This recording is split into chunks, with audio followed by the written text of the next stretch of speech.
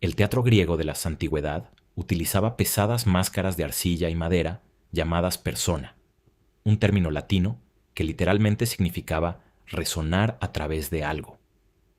Los actores no se colocaban estos rostros tallados para ocultar de manera vergonzosa su verdadera identidad al público de las gradas, sino exactamente para lo contrario, para poder encarnar una fuerza arquetípica, un rol sagrado o una función dramática sin la cual la obra de teatro colapsaría en el caos narrativo. Nadie en la Grecia clásica acusaba a un actor de ser un farsante o un mentiroso hipócrita por cambiarse la máscara de trágico a cómico entre acto y acto. Se entendía con una lucidez aplastante que el individuo solo existe y tiene significado en la medida en que interpreta su papel con maestría. Sin embargo, en algún punto oscuro de los últimos 50 años, la industria del entretenimiento masivo, el marketing corporativo de las marcas de consumo y los manuales de autoayuda vendieron una de las mentiras más corrosivas, paralizantes y psicológicamente destructivas que jamás se hayan inventado.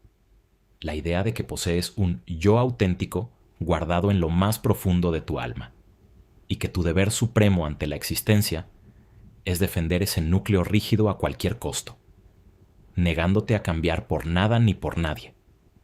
Nos enseñaron a aborrecer la adaptación y a ver cualquier cambio de actitud como una traición a nuestro ser. Pero la biología evolutiva, la sociología de la conducta y la historia de los grandes imperios revelan una verdad mucho más fría, funcional y liberadora. La autenticidad no es una virtud moral, es una patología de rigidez mental. El ser humano que prospera no es el que se aferra a un rostro estático, sino el camaleón que sabe cambiar de piel según las exigencias del entorno. El sociólogo Erving Goffman revolucionó nuestra comprensión del comportamiento humano al demostrar que la vida social no es un espacio para la revelación espiritual desinteresada, sino un escenario teatral permanente dotado de una fachada y un bastidor. Cuando cruzas la puerta de tu casa por la mañana y entras a tu lugar de trabajo, a una reunión de negocios o a una cena familiar, no estás fingiendo de manera perversa. Estás activando la vestimenta, el tono de voz, el vocabulario y la postura corporal que la arquitectura de ese entorno específico requiere para no colapsar. La persona que le habla a su jefe con el mismo lenguaje sin filtro, la postura desparramada y los chistes pesados que utiliza cuando está ebrio con sus amigos de la infancia, no es un héroe de la honestidad ni un alma libre que desafía al sistema. Es simplemente un inadaptado evolutivo incapaz de leer el clima social. Goffman explicaba que las interacciones humanas se sostienen sobre un pacto implícito de conservación de la imagen mutua. Todos sabemos que estamos actuando, pero acordamos colectivamente mantener la ficción para que la convivencia sea posible y productiva. La demanda moderna de autenticidad radical exige destruir este delicado tejido dramático. Exigir que la gente muestre su verdadero yo en todo momento es tan absurdo como exigir que los actores de una película rompan el personaje a mitad de una escena dramática para contarle al público qué cenaron anoche. Quien insiste en ser él mismo, en cualquier circunstancia, no está expresando integridad. Está imponiendo de forma egoísta su incapacidad de autorregulación emocional sobre los demás, esperando que el mundo entero se amolde a sus neurosis, sin mover un solo músculo para adaptarse él a la realidad. Si observamos el mecanismo biológico que permitió a la especie humana dominar el planeta, descubriremos que la plasticidad fue la herramienta fundamental de nuestra supervivencia. Un organismo biológico que se niega a mutar cuando el clima cambia, cuando los recursos escasean o cuando aparece un nuevo depredador en el ecosistema, no recibe un premio a la fidelidad genética. Es exterminado quirúrgicamente por la selección natural. Tu cerebro no evolucionó para mantener una identidad filosófica inalterable desde la adolescencia hasta la vejez. Evolucionó como un órgano de cálculo probabilístico cuyo único objetivo es ajustar tu comportamiento para maximizar la supervivencia y el estatus dentro de la tribu. A nivel neurobiológico, la corteza prefrontal dedica una enorme cantidad de energía metabólica a monitorear el impacto de tus palabras en los rostros de tus congéneres. Cuando la cultura te susurra al oído que debes ignorar esa retroalimentación social y permanecer fiel a ti mismo ante la desaprobación o el fracaso, estás saboteando de forma directa el software evolutivo que evitó que nuestros ancestros fueran expulsados de la cueva hacia una muerte segura a manos de los elementos. La flexibilidad de la personalidad no es hipocresía, es inteligencia adaptativa pura. Los individuos que registran los mayores índices de éxito económico, estabilidad relacional y liderazgo en momentos de crisis son aquellos que poseen una alta capacidad de automonitoreo. Sujetos capaces de leer la atmósfera de una habitación en segundos y ajustar su lenguaje corporal, su nivel de asertividad y su calidez para lograr el objetivo deseado. El fenómeno de la fragmentación identitaria se vuelve aún más evidente cuando analizamos el mito del yo unificado. La psicología profunda y la neurociencia moderna han desmontado la fantasía de que dentro de tu cabeza existe un único comandante al mando de tus decisiones. Lo que llamas tu personalidad es en realidad una coalición inestable de múltiples subpersonalidades o estados del yo que compiten incesantemente por el control de la conducta. Tienes una versión de ti mismo que se activa ante la amenaza, otra que se enciende en presencia de un interés romántico, una más para la competencia laboral y otra para la vulnerabilidad privada.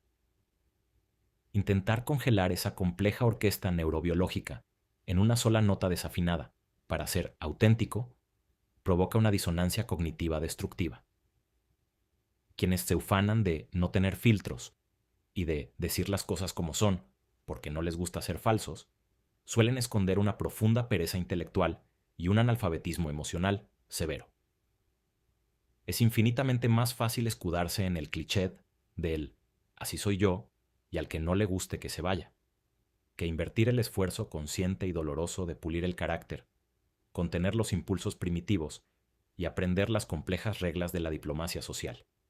La supuesta autenticidad se ha convertido en el refugio definitivo de los mediocres y los groseros, una coartada perfecta para justificar la falta de tacto, la ausencia de disciplina y el rechazo a cualquier proceso de sofisticación personal.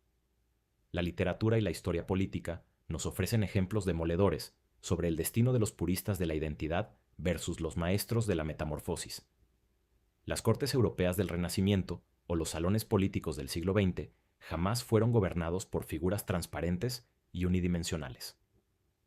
Los grandes estrategas, aquellos que lograron moldear el curso de las naciones o sobrevivir a purgas mortales, entendían la máscara como un uniforme de combate innegociable. Supieron ser fríos y calculadores con sus enemigos, sumisos y atentos con sus protectores, y cálidos y carismáticos con las masas. Si hubieran intentado aplicar una sola faceta de su personalidad a todos los escenarios políticos, sus nombres habrían sido borrados de la historia en cuestión de semanas. La cultura pop moderna intenta vendernos la narrativa contraria a través del cine y las series, donde el protagonista rebelde rompe el protocolo, insulta a sus superiores con autenticidad y es recompensado con el éxito o la admiración universal. Pero al apagar la pantalla y confrontar el mundo real, esa fantasía hollywoodense se paga cara. En el mercado laboral y en las relaciones complejas, el empleado que se comporta de forma auténtica, insultando a su cliente porque tuvo un mal día, no es aclamado por su valentía, es despedido al instante. El socio que exige que sus fallas de carácter sean toleradas incondicionalmente, no construye un amor verdadero. Destruye la paciencia de quienes lo rodean hasta quedarse en la más absoluta soledad. Esta fijación neurótica por buscar la verdad interna ha generado una epidemia de parálisis existencial en las generaciones jóvenes. Cuando se le dice incesantemente a un individuo que debe encontrarse a sí mismo antes de actuar, se le condena a una búsqueda estéril dentro de una habitación vacía.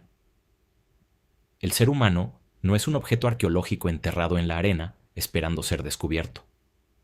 Es una obra escultórica que se moldea a través de la acción, el impacto con el mundo exterior y la asunción de roles que al principio nos quedan grandes. La psicología del comportamiento demuestra que la acción precede a la emoción. No te conviertes en un individuo profesional, seguro de ti mismo o diplomático encontrando una chispa mágica en tu interior. Te conviertes en ello actuando como si ya lo fueras, colocándote la máscara adecuada una y otra vez hasta que la musculatura de tu mente se adapte a la forma del personaje. La insistencia en la autenticidad frena este proceso natural de maduración. Al etiquetar ciertas conductas como falsas, solo porque se sienten incómodas o poco naturales al inicio, el individuo se niega la oportunidad de adquirir nuevas habilidades sociales, atrapándose a sí mismo en una versión infantil y subdesarrollada de su propio potencial. El marketing del capitalismo tardío comprendió este agujero negro psicológico antes que nadie y lo transformó en una máquina de facturar billones de dólares. Te venden la idea de que eres único, de que debes expresar tu autenticidad y diferenciarte del rebaño a cualquier costo, pero convenientemente te entregan el catálogo exacto de productos, marcas de ropa, filtros de fotos y posturas ideológicas con los que debes construir esa supuesta originalidad. La autenticidad moderna es, en la práctica, el producto más estandarizado y masivo de la industria del consumo. Se les enseña a millones de personas a revelarse exactamente de la misma manera, a utilizar el mismo vocabulario de moda y a lucir las mismas marcas, convenciéndolas de que están afirmando su individualidad sagrada, mientras siguen al pie de la letra las directrices de una campaña publicitaria. La verdadera rebeldía en una sociedad hiperconectada y obsesionada con la exhibición del yo no consiste en inventarte una identidad ruidosa y exigir que el mundo la adore. Consiste en dominar el arte del camuflaje, en saber pasar desapercibido cuando conviene, en ejecutar los rituales sociales con elegancia y en guardar tu núcleo más íntimo y sagrado para un círculo ridículamente pequeño de personas que hayan ganado el derecho de ver lo que hay detrás del telón. Cuando desmantelas el dogma de la autenticidad y entiendes que el ser humano es una criatura intrínsecamente relacional y dramática, experimentas un alivio psicológico inmenso. La culpa de haber sido de una manera con tu familia y de otra completamente distinta con tus colegas de trabajo se disuelve de inmediato. Comprendes que no estabas siendo falso ni traicionando tus valores. Estabas respetando los límites, las jerarquías y la naturaleza de cada vínculo. La capacidad de colocarte la armadura adecuada según la batalla, la túnica de gala según la fiesta o el silencio prudente según la tormenta, no te despoja de tu dignidad. Te la otorga. La libertad humana no consiste en vivir encadenado a una primera versión improvisada de ti mismo, sino en la soberanía absoluta de poder elegir qué máscara vas a esculpir mañana para encarar el teatro del mundo. El telón nunca deja de levantarse y la luz del reflector no se apaga cuando termina tu jornada. Puedes seguir sentado en las gradas, protestando en soledad, porque la obra no se adapta a tus reglas personales. O puedes aprender a dominar las exigencias del libreto, ajustar tu voz al tamaño del escenario y actuar con una precisión tan impecable que nadie en el patio de butacas pueda distinguir jamás dónde termina el personaje y dónde empieza la madera de la que estás hecho.